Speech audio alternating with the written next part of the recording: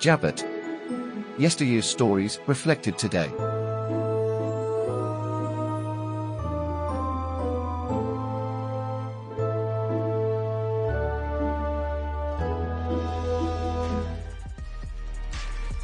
Broadcast Murder, a Luigi Ferro detective story. Audiobook production by Mats Engelborn. Published by Yabbit AB, Stockholm, Sweden, 2023. The audiobook is protected by copyright by Yabbit AB. Music by Steve Oxon. Read by me, John McCarthy.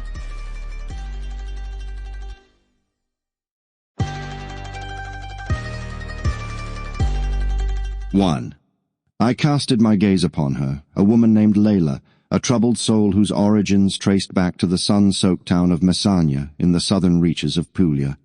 She had travelled far to engage my services, and here, in the confines of my office, her distress had reached a crescendo, manifesting in unrestrained sobs.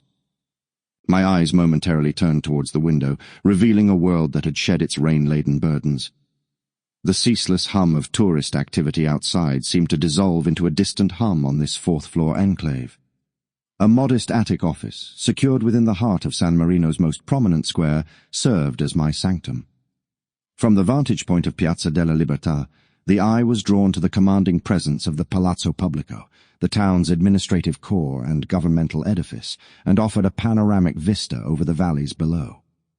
Leaning over the expanse of my desk, Layla buried her troubled countenance against her upturned arm.